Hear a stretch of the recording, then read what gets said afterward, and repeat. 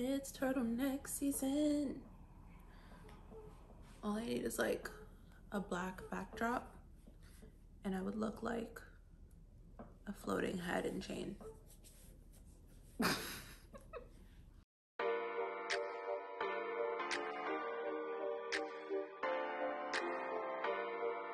Hey, hello, my name is JoJo and welcome back to my channel. Or if you're new here, welcome.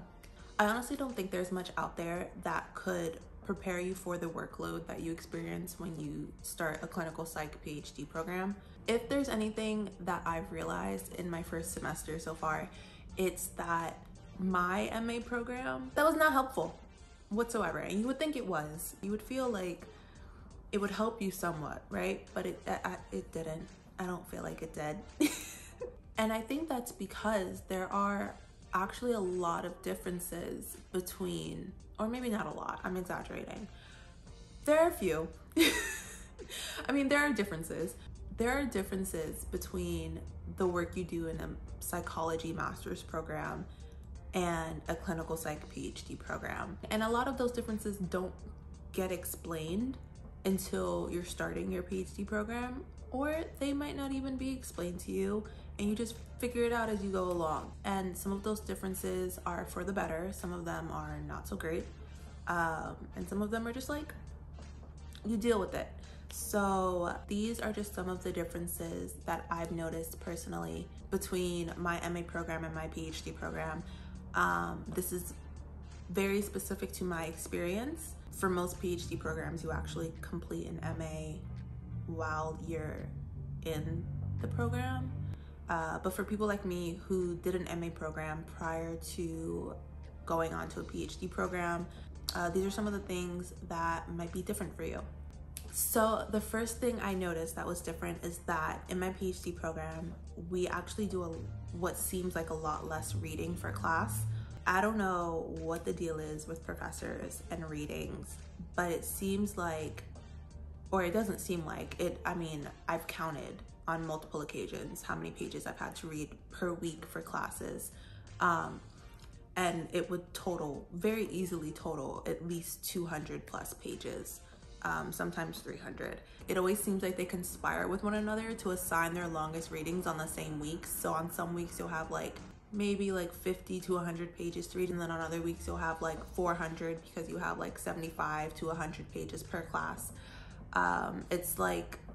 It's the absolute worst. But so far in my PhD program, there have actually been far fewer required readings. And I say required because like that's the catch. So the number of pages for assigned readings has not changed. Like we're still getting assigned like 200 plus pages per week for all of our classes.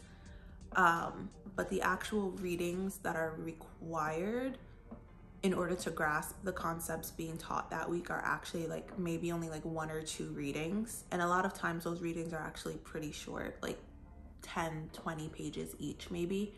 And then the rest that are like listed in the syllabus are just supplemental readings that the professor suggests in case like you need extra context or you just really love the subject and want to read more about it. But they're not required in order to like know what's being talked about, you know?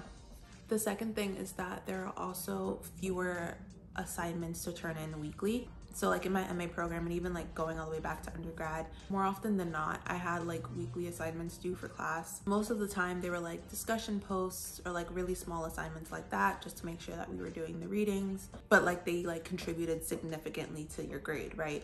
In my PhD program, that has actually not been the case, and it's a little refreshing to not have to worry about an assignment every week. Well, even though I for one of my classes, I do have weekly discussion posts, or like discussion question submissions, but they're not graded. It really is more so just like accountability to make sure that we're doing the reading because that matters to that professor. But yeah, for like all of my other classes, like no weekly assignments, just like a midterm, maybe a midterm. For one of my classes, my professor actually like gave us the option of having a midterm or not, and also at the same time somehow convinced us all that we wanted a midterm. he's good. He's a psychologist and he's good. He convinced us all that we wanted a midterm. So we took a midterm for that class, but he gave us the option not to.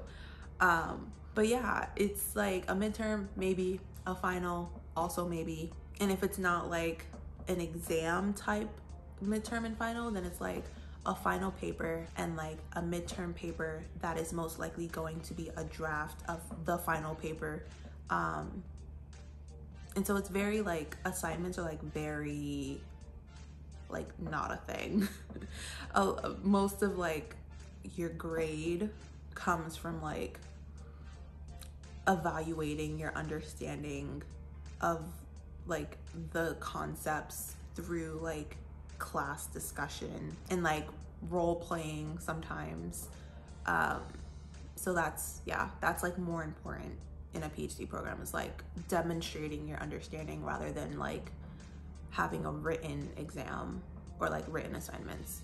The third thing that I've noticed is that professors are much more lenient with due dates. Like thinking back to my experience in my MA program, and even like going all the way back to undergrad, I cannot tell you how many times I was stressed beyond reason because of that 11:59 p.m. cutoff. Like you say 11:59 p.m. and that is like a trigger for every college student ever. Like that time will forever be a source of anxiety for me because of the fact that I knew that if I got that assignment in even like 30 seconds late, there was a 9 times out of 10 chance that my professor was gonna say, oh, too bad, and give me a fat ass 0. But like in my PhD program, like so far, not a single due date has been held that firmly. Like my professors so far have actually been like super loose with deadlines. It's like, do it whenever you do it, get it to me before this date and you'll be good. Leniency with due dates is definitely a plus. I'm obviously not saying that this is the case in every program, but I hope it is, because I think it's really important to understand that as PhD students, we have a lot going on outside of classwork. And it's important to be more reasonable and understanding when it comes to the fact that like we have lives, we have clinical work that we're doing. Sometimes a due date might get here and we might not be prepared to turn something in. We should still be allowed to get that in without penalty, as long as we do it. So I think that's great. I hope other programs are like that and it's not just mine. I really hope other programs are like that. So with that being said, the seemingly lightened workload of the classroom gets replaced by a crap ton of clinical work. So obviously in a psychology MA program, you're not seeing clients. If you are, because you're following a specific like concentration or a track in an MA program, then it's maybe like 1 or 2, but it's like nowhere near what you deal with in a PhD program. Again, I can't speak for all PhD programs, but in my program, you start seeing clients your first semester of your first year. You get 2 clients in your first semester, a 3rd client in your 2nd semester, and then that's in addition to any clients that you are seeing in what they call our mini externship that we do in our first year. So in total, you could be seeing anywhere from 4 to 6 or 7 clients, and clinical work eats up so much time because of preparation, report writing, assessment writing, all of that. So yeah, any free time you thought you were gonna have because you have less classwork, it's non-existent. It just gets eaten up by clinical work.